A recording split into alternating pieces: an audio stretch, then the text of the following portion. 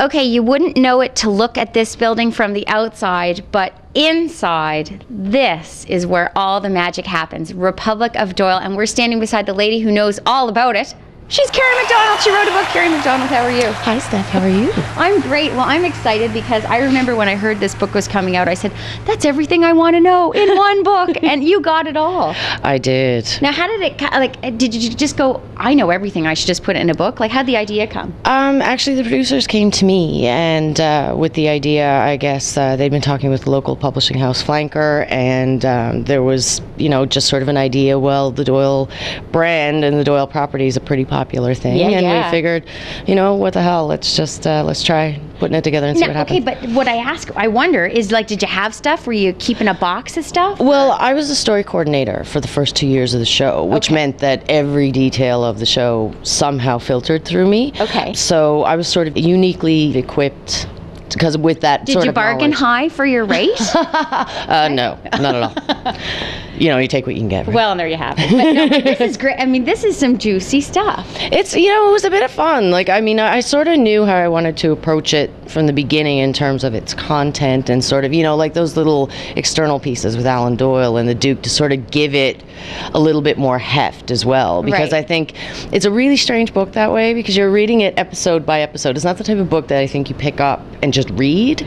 I think it's just fan like book. it's a total fan book. If you love the show like we do. Yeah, indeed. Well, I mean, coffee table, eh? Or something stronger. Now we are immersed in it here, and so you've known Alan Hocko a lot longer than this show, but I would imagine it's a culture that you guys get into, this Republic of Doyle sort of lifestyle. I mean, when you come in those doors out there, you're in St. John's, sort of, but you're in Doyle world, if you will. Absolutely. And so what's that like to be a part of, Kerri? It's really awesome. I mean, when you've worked in the film business in this town for a long time, that's the beauty of this crew and stuff. I've worked with these guys for a really, really long time, and our crew is amazing. And I think to have such a big project that we can all come to for, however many months of the year is amazing, because usually it's a little bit piecemeal. I think a lot of us do a lot of small, short films and this sort of thing to sort of keep us going through the year, but like to have this big, fantastic, amazing show that we can all get behind, it's awesome. And to walk in these doors, like, I go upstairs and I go up to the writer's room,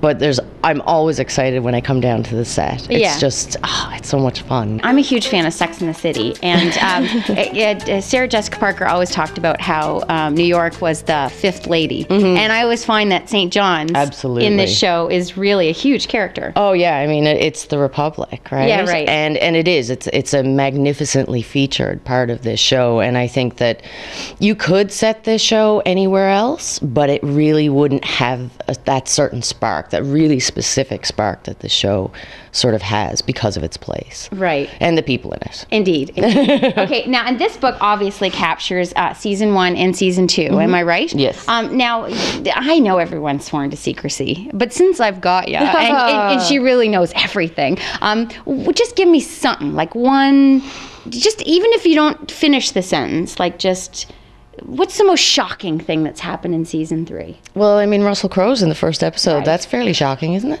Doesn't that qualify as shocking? Well, shockingly good. It's kind of amazing. Yeah. And it's an amazing episode. And I hear he was lovely to work with. He's a really lovely man. Yeah. I only met him like very, very briefly, but I mean, everybody seemed to really, really dig him. Right. And now we were talking with Alan Hocko about all of the guest stars, and that's the other thing. I mean, that's so amazing. Obviously, when it's a great project, everybody wants to be a part of it. Yes. And there's a lot of stars in season 3 as well. I guess it's, Alan's sort of, the world that Alan came from before he did Doyle. Alan's a really accomplished theater actor as well, and knows all of these amazing talents. I mean, that's a really extraordinary thing.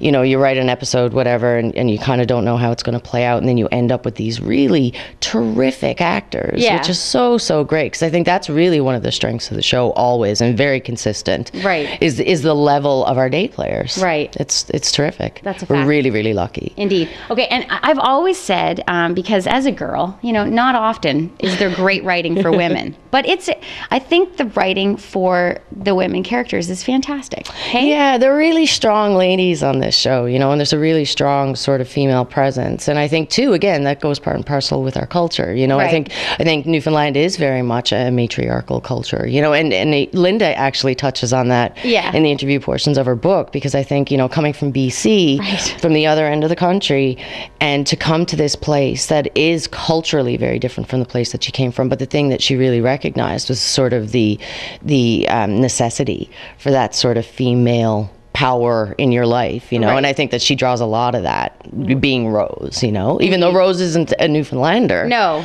But, you just can't help but absorb that after a while, right? I really think that, it feels like home. For her, yeah. For her, well, sure. I think for everybody, really, when you step off that plane, you're more than welcome. Oh, yeah, absolutely. Now, first-time author. Yes. In terms of the process and pulling it all together, because you've got the deadlines, you got the publisher saying what's going on. In the middle of shooting a season of television. Right. Are you going to do it again? Is it something that you love? I would love to do this again. I mean, I really, really would. I mean, it'd be terrific to put out like another version with seasons 3 and 4, do it a couple of years down the road.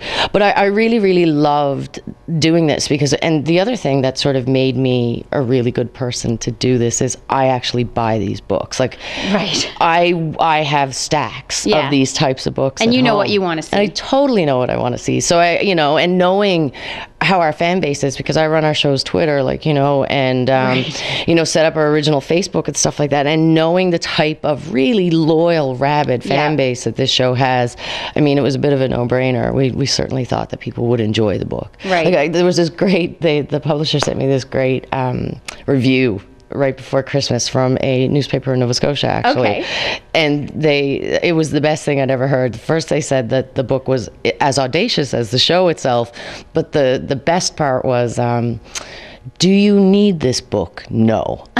Do you want it? Yes. And to me, that speaks volumes. Yeah. Right? Although there are fans that need it. Like, I'm taking this one with me. Totally. And we're giving it away. And I just want to note for anyone playing the home game, the skill and dexterity in which she just evaded the question in terms of what she could give us as far as scoop. So you're just like all the rest of them. Oh my God, they'd kill me. They would absolutely kill me. Well, you're very skilled. And Kerri MacDonald, very talented. It's such a pleasure to meet you. It's so great to meet you. On the set. Totally. Like, how great is that? And we had to call her to get here. No one else could get us in the building. So thank you, Kerri MacDonald. Oh, thank you so much for coming.